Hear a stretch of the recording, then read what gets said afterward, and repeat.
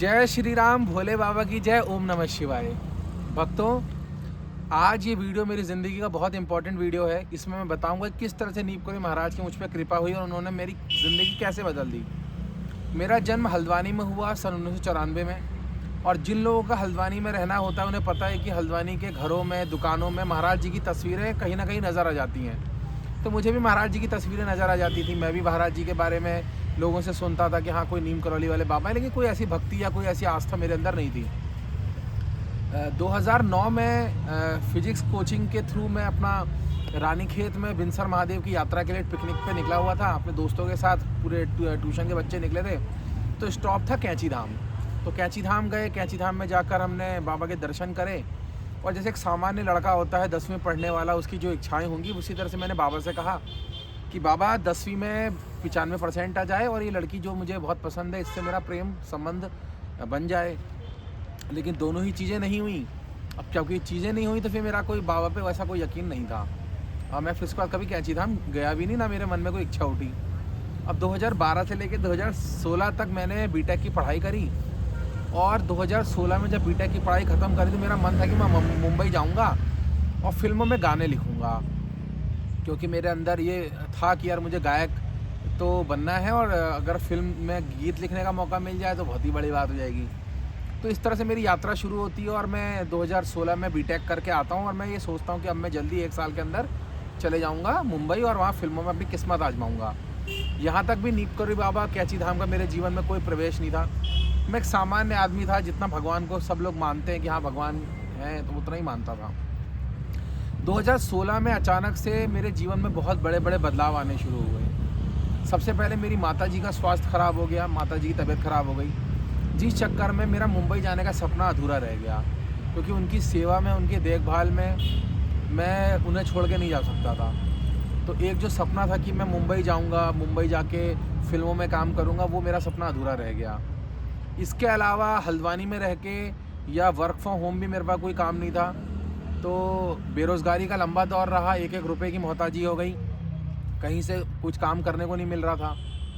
सबसे बड़ी दिक्कत ये थी कि लोग मुझे ऑनलाइन काम दे रहे थे। कोई मुझसे गाने लिखवा रहा था, कोई मुझसे कहानी लिखवा रहा था, कोई मुझसे स्लोगन लिखवा रहा था। लोगों ने बहुत सारे लेख लिखवाए लेकिन पैसे नहीं दिए।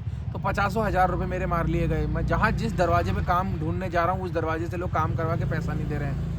तो मेरे साथ इस तरह की चीज़ें हो रही हैं कि मेहनत कर रहा हूँ लेकिन काम नहीं बन रहा, काम नहीं मिल रहा, पैसा लोग मार ले रहे हैं। मम्मी के चक्कर में बाहर जाके काम कर नहीं सकता था।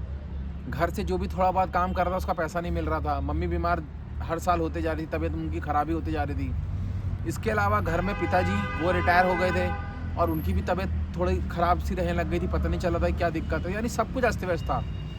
आप मान के चलिए, मेरा स्वास्थ्य, माता जी का स्वास्थ्य, पिताजी का स्वास्थ्य खराब, पैसे की कोई कमाई नहीं, काम कर रहे हैं तो पैसा मार लिया जा रहा है। मतलब भविष्य अंधकार में नज़र आ रहा है और आत्महत्या के विचार आ रहे हैं। लग रहा है कि यार मुझे मर जाना चाहिए, मैं क्यों ज़िंदा हूँ, कोई फ़ायदा नहीं है जीने का। इतने नकारात्मक विचार, कहीं से किसी से मिलना नहीं, घर से बाहर नहीं निकलना, यानी मेरी ज़िंदगी तबाह हो गई थी। और ऐसा लगता है कि अब कुछ दिन में मुझे मर जाना चाहिए, क्योंकि इतने दुख में नहीं सह पाऊँगा। और यहाँ से मेरे जीवन में महाराज जी का प्रवेश होता है, जिन्होंने मेरी पूरी ज़िंदगी बदल के रख दी। कोई एक महिला है जिन्होंने मुझे बताया फ़ोन करके। वो मेरे बारे में जानती थी, फेसबुक पे मेरे लिखे हुए लेख पढ़ती थी। उन्होंने मुझसे कहा कि यार तुम्हारी ज़िंदगी में इतनी परेशानी है तो महाराज जी के पास क्यों नहीं जाते, कैंची धाम क्यों नहीं जाते। तो मैंने उनसे कहा कि मैं किसी महाराज जी या बाबा या भगवान में नहीं मानता हूँ, क्योंकि मेरे घर में हमेशा पूजा पाठ होती रही। मेरी माता जी ने पूजा पाठ करी, उसका क्या फल मिला। आज हम लोग सब परेशान हैं। हमारे यहाँ बीमारी है, हमारे यहाँ बेरोज़गारी है, हमारे यहाँ 10 तरह के कलेश है। तो मुझे नहीं रहना और ना मुझे दुनिया में रहना है, मुझे जीना भी नहीं है और मेरे को किसी भगवान में विश्वास नहीं रखना। मैं नास्तिक हूँ। खैर, उन्होंने कुछ नहीं कहा। उसके कुछ टाइम बाद ऐसा हुआ कि मुझे कहीं से पता चला कि हल्द्वानी में कुछ लोग हैं जो मिलके गरीबों को खाना खिलाते हैं। तो मुझे लगा कि मुझे जाना चाहिए। पहली बार अंदर से इच्छा हुई।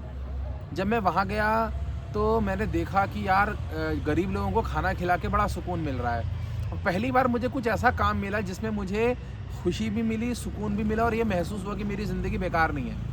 मेरी भी कोई वैल्यू है। मैं किसी के जीवन में खुशी ला पा रहा हूँ, किसी के चेहरे में स्माइल ला पा रहा हूँ। तो मैंने गरीबों को खाना खिलाना शुरू किया निस्वार्थ रूप से। मैं कोई भगवान की भक्ति नहीं करता था, कोई हनुमान चालीसा नहीं पढ़ता था, कोई राम नाम का जाप नहीं करता था, कोई मंदिर नहीं जाता था, कोई पूजा पाठ नहीं करता था, कोई व्रत नहीं रखता था। लेकिन मैं सुबह से शाम तक गरीबों को खाना खिलाने के लिए, गौ सेवा करने के लिए, किसी की बच्ची की फ़ीस भरने के लिए, किसी के इलाज के लिए दिन रात लगा रहता था। अपनी लेख से, अपनी बातों से लोगों को कन्विंस करता था कि यार इस तरह की प्रॉब्लम है, इनकी मदद करो। तो मेरा सुबह से शाम तक सिर्फ इसी में बीतता था कि कैसे लोगों की हेल्प हो। कहीं से 100-500 रुपये कमाता था, उससे भी लोगों के लिए खाने की व्यवस्था करता था। 5,000 रुपये कमाऊँगा तो 4,000 रुपये का राशन खरीद के गरीबों में दे दूँगा। तो इस तरह की चीज़ें होती थी। और शायद उस वक्त जब ये चीज़ें होती थी तब मुझे पता नहीं चला, लेकिन आज मैं समझ पा रहा हूँ कि महाराज जी ने कभी नहीं कहा तुम बहुत पूजा पाठ और मार अनुष्ठान और यज्ञ और व्रत करो। उन्होंने कहा सेवा करो। तो मैं जो सेवा कर रहा था निस्वार्थ भाव से, वो महाराज जी को पसंद आ गई। और मेरी टेस्टिंग का टाइम चल रहा था, मेरी परीक्षा चल रही थी। मैंने कभी महाराज जी से नहीं कहा कि महाराज जी मेरी मम्मी की तबीयत ठीक कर दो, या मुझे नौकरी दिलवा दो, या मेरे को पैसे दे दो, या मेरे को रातों रात करोड़पति बना। मैंने कभी मांगा नहीं। मैंने कहा महाराज जी सब जानते हैं, और अगर कुछ होना होगा तो ठीक ही हो जाएगा। तब तक भी मैं महाराज जी से इतना अटैच नहीं था। लेकिन जिन लोगों के साथ मैं कैंची धाम की, मैं आपको बात बता रहा हूँ कि जिन लोगों के साथ में गरीबों की सेवा को खाना खिलाने का काम करता था, वो लगातार कैंची धाम जाते थे। तो मैंने उनके साथ धीरे धीरे हर महीने 2 महीने में कैंची धाम जाना शुरू करा, और अगले 1-1.5 साल तक मैं लगातार कैंची धाम गया। कैंची धाम जाने से मेरे जीवन में बाहरी तौर पे कोई परिवर्तन नहीं आए। ना मेरी माता जी की तबीयत ठीक हुई, ना मेरे पिताजी की तबीयत कुछ खास बेहतर हुई, ना मेरी नौकरी लगी, ना मेरे पास पैसा आया, ना जो लोग मुझे धोखा दे रहे थे वो धोखे देने बंद हुए। तो कोई ऐसा कैंची धाम जाने से कोई बदलाव नहीं आया। लेकिन मैं निस्वार्थ कैंची धाम जाता रहा, क्योंकि मुझे जाना अच्छा लगता। मैंने कहा कुछ बदले मत बदले, दुख ख़त्म हो ना ख़त्म हो, जाता रहना है। तो ये भी एक सीख है कि आप कैंची धाम इसलिए मत जाइए कि दुख खत्म हो जाएंगे, या कैंची धाम जाना इसलिए मत बंद करिए कि यार यहाँ तो कुछ बदलाव ही नहीं है। वो हर चीज़ का समय लगता है। जब ऋतु होती है तभी बारिश के मौसम में ही आपके फूल पत्तियाँ उगेंगी। साल भर आप पानी देते रहेंगे, उससे कुछ नहीं होगा। जब समय आएगा तभी फूल खिलेगा। तो मैं लगातार जाता रहा 2-2.5 साल तक, और सारी चीज़ें ख़राब होती गई, आत्महत्या के विचार आते गए, हर तरफ से निराशा, हर तरफ से अंधकार। लेकिन मैंने उम्मीद नहीं छोड़ी। मैं गौ सेवा करता रहा, मैं गरीबों को खाना खिलाता रहा, मैं लोगों के लिए फ़ीस की व्यवस्था करता रहा, मैं लोगों के लिए कपड़े की व्यवस्था करता रहा, मैं लोगों के लिए इलाज की व्यवस्था करता रहा। लेकिन मैंने कभी बाबा से या भगवान से कुछ नहीं मांगा। और दुख आते रहे जीवन में, इतने दुख आए कि लगा कि अब तो यार नहीं हो पाएगा। तो मैंने सारे सोशल मीडिया ऐप अनइंस्टॉल कर दिए। मैंने लोगों से मिलना छोड़ दिया। घर में रह के भगवत गीता सुनता था, और कहीं आता नहीं था, जाता नहीं था। तो तब 2022 में माताजी की मृत्यु भी हो गई, तो मैं और टूट गया, और मेरा विश्वास ख़त्म हो गया कि यार कुछ नहीं रखा। लेकिन तब महाराज जी के चमत्कार मेरे साथ शुरू हुए। महाराज जी का पहला चमत्कार ये हुआ कि मैं इतना निराश हो गया था कि मुझे लगता था कि मैं तो 10-10 रुपए के लिए मोहताज हो गया हूँ, और मेरा क्या होगा और मैं कैसे सर्वाइव कर पाऊँगा। तब सामने से मुझे जॉब की एक अपॉर्चुनिटी मिली, और मुझे भारत की सबसे बड़ी मैगज़ीन आउटलुक मैगज़ीन में जॉब मिल गई। और ये महाराज जी का चमत्कार था। मैंने ना वहाँ अप्लाई किया, ना मैंने कोई रिज्यूमे भेजा, और अचानक एक दिन मेरी जॉब लग जाती है वहाँ पर। ऑफिस के लोग मेरे काम से बहुत प्रसन्न होते हैं, मुझे जॉब मिल जाती है, मेरा काम शुरू हो जाता है। तो मेरे ज़िंदगी में अपने आप नौकरी लगती है। उसके बाद मुझे एक से एक बड़े प्रोजेक्ट मिलने शुरू हो जाते हैं, एक से एक बड़े इंटरव्यूज़। जितने सेलिब्रिटी, संजय मिश्रा, अनुराधा पौडवाल, नील नितिन मुकेश, जावेद अख्तर, हुमा कुरैशी, यामी गौतम, तो इन सब के इंटरव्यू, संजय मिश्रा, ब्रिजेंद्र काला, गजराज राव, इन सभी के इंटरव्यूज़ करने का मुझे मौका मिलता है। मेरे लेख बहुत अच्छे प्रचारित होते हैं। संयुक्त राष्ट्र यूनाइटेड नेशन का प्रोजेक्ट मिलता है, और बहुत ही तरक्की मुझे मिलती है। मेरे पैसे रुपए की सारी दिक्कतें एक क्षण में बाबा ने दूर कर दी। उसके बाद मेरी सेहत इतनी ख़राब हो गई थी कि मेरे लीवर में फैटी लीवर था, कोलेस्ट्रॉल बढ़ गया था, जॉइंटिस हो गया था। इन तीनों के अलावा मेरे को हीमोग्लोबिन की कमी हो गई थी, और कहीं भी रास्ता नज़र नहीं आ रहा था कि यार एक साथ आपका कोलेस्ट्रॉल भी बढ़ गया है, फैटी लीवर हो गया है, आपको जॉइंटिस हो गया है, आपके अंदर खून की कमी हो गई है। और महाराज की ऐसी कृपा हुई कि सिर्फ आयुर्वेदिक दवाई लेने से, सिर्फ आयुर्वेद के उपचार थे, 2-3 महीने में मेरा कोलेस्ट्रॉल नॉर्मल हो गया, मेरा फैटी लीवर ठीक हो गया, जॉइंटिस ठीक हो गया, हीमोग्लोबिन भी मेरा ठीक हो गया, मेरी तबीयत बिल्कुल सही हो गई। इसके अलावा मेरी पिताजी की तबीयत जो ख़राब रहती थी वो सही हो गई। मेरा छोटा भाई है, उसकी शादी हो गई, उसकी नौकरी का पैसे कमाने का प्रबंध हो गया था। महाराज जी ने एक झटके में सब सही कर दिया। घर की सारी कलेश, सारी चिंताएं, सारी परेशानियां ख़त्म हो गई। मैं लगातार सेवा करता रहा, गरीबों की सेवा करता रहा, खाना खिलाता रहा, गौ सेवा करता रहा, मैं अपनी तरफ से सेवा भरपूर करता रहा और समय आने पे धीरे धीरे करके महाराज जी ने सब कुछ ठीक कर दिया। इसके बाद 2021 में विराट कोहली आते हैं और 2022 में जब मैं कैंची धाम जाता हूँ तो कैंची धाम जाकर मेरे को एक गार्ड होते हैं और भीड़ बहुत होती है, वो मुझसे कहते हैं कि भैया आपने मंदिर के अंदर आके परिक्रमा कर दिया, अब हम यहाँ ज़्यादा देर रुकने नहीं दे सकते, आप बाहर चले जाइए। तो मुझे मुश्किल से 4-5 मिनट हुए थे और मैं 4-5 मिनट इतने अपने घर से आया था कि थोड़ा देर बैठ के हनुमान चालीसा पढ़ूंगा, राम राम का जाप करूंगा, लेकिन मुझे कुछ भी करने को नहीं मिला और मुझे उन्होंने कह दिया कि आप घर चले जाइए। तो मुझे बहुत बुरा लगा, दिल मेरा टूट गया कि यार महाराज जी हमारे हैं और हमारे महाराज जी के मंदिर से हमें बाहर निकाल दे रहे हैं 2 मिनट के अंदर। तो ठीक है, उनकी अपनी मजबूरी थी, भीड़ थी, वो क्या करते। तो मैंने आसमान की तरफ देखा और कहा महाराज जी कुछ मेरे जीवन में भी इतना परिवर्तन कीजिए कि मैं भी कुछ ऐसा बन जाऊं कि मैं जितने देर चाहूं आपके महाराज जी आश्रम में रुक सकूं और यहाँ सेवा कर सकूं। महाराज जी की ऐसी लीला हुई कि इस घटना के 3 महीने बाद मुझे मेरे दोस्तों से और सोशल मीडिया से पता चला कि कैंची धाम में लूट खसोट चल रही है। होटल वाले और अपने जो भी बाकी लोग भी वहाँ जो प्रसाद बेचते हैं, जो सामान बेचते हैं, वो बहुत महंगे दामों पे सामान बेच रहे हैं। लोग शिप्रा नदी में जा रहे हैं, वहाँ जाके नहा रहे हैं, वहाँ पे मछली खा रहे हैं, शराब पी रहे हैं, गंदगी मचा रहे हैं, जाम की समस्या है और बहुत सारी दिक्कतें हैं। तो मैंने इसके बारे में आवाज़ उठाना शुरू करा। जब मैंने इसके बारे में आवाज़ उठाना शुरू करा तो लोगों ने मुझे जानना शुरू करा, पहचानना शुरू करा। तो इसी दौरान मंदिर से जुड़े कुछ लोगों ने एक सेवा दल बनाया कि इतनी भीड़ को नियंत्रित करने के लिए, व्यवस्था बनाने के लिए हल्द्वानी से कुछ लोग कैंची धाम जाएंगे। और ये महाराज जी कृपा रही कि इस साल 2024 में जनवरी से मुझे भी मौका मिल गया कि मैं जाऊं और वहाँ मंदिर के अंदर सेवा करूं। तो इस साल जनवरी से लेके आज दिसंबर आ गया, मैं हर महीने कैंची धाम गया हूँ। सिर्फ जून में मैं कैंची धाम नहीं जा पाया था।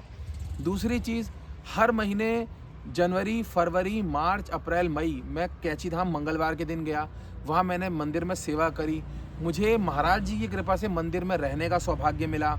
सुबह से रात तक वहाँ मैंने सेवा करी, रात को आश्रम में रुका, सुबह दोपहर रात का भोजन मैंने आश्रम के अंदर किया। मैंने महाराज जी के कमरे के अंदर जिसमें वो रहते थे उस कुटिया में बैठ के हनुमान चालीसा पढ़ी, उस कंबल को माथे से लगाया, उस तखत को माथे से लगाया जिसमें महाराज जी बैठा करते थे, सोया करते थे। वहाँ रामशिला के दर्शन किए। मंदिर के अंदर, मंदिर के बाहर चौकीदार, वहाँ पर पुजारी, हर कोई मुझे जानने लगा, हर कोई प्रसन्न रहने लगा कि ये लड़का बहुत अच्छा है, बहुत अच्छा काम कर रहा है, सेवा कर रहा है। इतना ही नहीं, मैंने फिर उसके बाद जब ये लूट खसोट या जो बाकी अव्यवस्थाएं थी उसके बारे में आवाज़ उठानी शुरू की तो मेरे वीडियो हर महीने 2 करोड़ लोगों ने देखने शुरू करे। 100 मेरे फॉलोवर हुआ करते थे और अचानक 3 महीने के अंदर वो फॉलोवर 100 से 1,25,000 हो गए। फेसबुक पे 1 लाख फॉलोवर हो गए, यूट्यूब पे 1300 फॉलोवर हो गए, फेसबुक पे 15 लाख लोग मुझे देखने लगे, यूट्यूब पे मुझे 3 लाख लोग देख चुके थे। उस टाइम तक मेरे 2 करोड़ लोग की व्यूअरशिप मुझे इंस्टाग्राम पे मिल गई। इतना ही नहीं, जो विनोद जोशी जी हैं, जो कैंची धाम के प्रबंधक हैं, जिनको बाबा ने वहाँ का प्रबंधक बनाया, जो 40-50 साल से कैंची धाम में रह रहे हैं, जो बाबा के साथ 10 साल रहे, जिन्होंने सिद्धि माँ के साथ पूरा जीवन बताया, मुझे उनकी सेवा करने का मौका मिला। महाराज जी ने मुझे मौका दिया कि मैं उनके घर पे रहा हफ्ता 10 दिन, उनसे कैंची धाम बाबा के बारे में बहुत सारी जानकारी इकट्ठा करी, बाकी भक्तों के बारे में जानकारी इकट्ठा करी। इतना ही नहीं, मैंने नीम करोड़ी बाबा के बारे में जो सारी बातचीत विनोद जोशी जी से करी, उसके ऊपर एक किताब लिखी, महाराज जी इक्वल टू लव। वो किताब आज तक कम से कम 40-50 हज़ार लोग व्हाट्सएप के थ्रू, शेयरिंग के थ्रू पढ़ चुके हैं, उनके जीवन में बदलाव आ रहा है। आज उत्तराखंड की सरकार, आज उत्तराखंड के अधिकारी कैंची धाम को बेहतर बनाने के लिए, व्यवस्थाएं बेहतर बनाने के लिए लगातार काम कर रहे हैं। वहाँ जाम की समस्या दूर करने के लिए बाईपास बनने की बात हो गई है, हनुमान चालीसा पढ़ने के लिए एक जगह बनाने की बात हो गई है, होटल वालों को कह दिया गया कि रेट लिस्ट लगा दी जाए। इसके अलावा सार्वजनिक शौचालय बनाने की, स्नानघर बनाने की बात हो रही है। तो धीरे धीरे लोग जागरूक हो गए फ्रॉड के खिलाफ। तो महाराज जी मेरे थ्रू ये सारे काम कराते रहे। ये मेरे लिए सौभाग्य की बात है कि महाराज जी के परिवार के लोग, उनके दामाद, उनके और परिवार के अन्य पुजारी और बाकी जितने लोग हैं वो सब मेरे वीडियो देखते हैं। कितनी बड़ी बात है कि एक लड़का आज से 6 साल पहले, 5 साल पहले भटक रहा था, उसके पास काम नहीं था, उस पर नौकरी नहीं थी, उस पर पैसा नहीं था, उस पर फॉलोवर नहीं था, उस पर सुख शांति नहीं थी, वो डिप्रेशन में था, वो आत्महत्या करना चाहता था, वो जीना नहीं चाहता था, और आज उसके पास इंडिया के सबसे बड़ी मैगजीन में नौकरी है। उसने महाराज जी की शिक्षाओं पे किताब लिख दी है, वो आश्रम के अंदर सेवा कर चुका है, वो आश्रम के प्रबंधक जो विनोद जोशी जी उनके घर में रह चुका है, उसके वीडियोस को करोड़ों लोग देख रहे हैं, करोड़ों लोग को जागरूकता हो रही है, फ्रॉड के खिलाफ बातें लोगों को पता चल रही हैं। उसकी बातें सुन के सरकार और शासन और प्रशासन अधिकारियों ने कई स्टेप लिए हैं जिससे महाराज जी के भक्तों को फ़ायदा हो। तो ये सारी चमत्कार महाराज जी के कृपा से ही हुए हैं। तो मैं अपने अनुभव से सिर्फ इतना ही कहना चाहूँगा कि मैंने कभी कोई पूजा पाठ, हनुमान चालीसा, राम राम का जाप, कोई व्रत, कोई अनुष्ठान, यज्ञ कुछ नहीं किया था। लेकिन ये सारी जो कृपा मेरे ऊपर महाराज जी की हुई वो सिर्फ इसलिए हुई क्योंकि मैं सेवा करता हूँ। अगर आप सेवा करेंगे तो सब कुछ महाराज जी आपको दे देंगे। दूसरा, मेरा दिल बहुत साफ़ है, मेरे दिल में कोई छल कपट नहीं था। मैंने कभी अपने लिए नहीं सोचा, कभी नहीं कहा महाराज जी ऐसा कर दो, नौकरी लगा दो, मम्मी को ठीक कर दो। आज भी मेरे इतने फॉलोवर हैं कि मैं महीने का लाखों रुपए कमा सकता हूँ प्रमोशन से, ऐड से, 10 तरह की चीज़ों से, लेकिन मैं कुछ 1 रुपया नहीं कमाता हूँ मैं अपने सोशल मीडिया से, किसी का प्रमोशन नहीं करता हूँ। जो करते हैं मैं उनको गलत नहीं कह रहा हूँ, लेकिन मैंने कभी कमाने का नहीं सोचा, अपने लिए नहीं सोचा। मेरी कोशिश बस ये रहेगी कैसे महाराज जी का जो ज्ञान है वो लोगों तक पहुँचे, कैसे भक्तों को सही रास्ता पता चले। तो भक्तों, मैंने आपको संक्षिप्त में अपनी पूरी जर्नी बताई कि कैसे मेरे जीवन में कठिन समय था, फिर महाराज जी की कृपा से नौकरी आई, फिर महाराज जी की कृपा से सोशल मीडिया पे चीज़ें हुई, आज मैं भक्ति, सेवा, ये सब चीज़ कर रहा हूँ, आपको जागरूक कर रहा हूँ।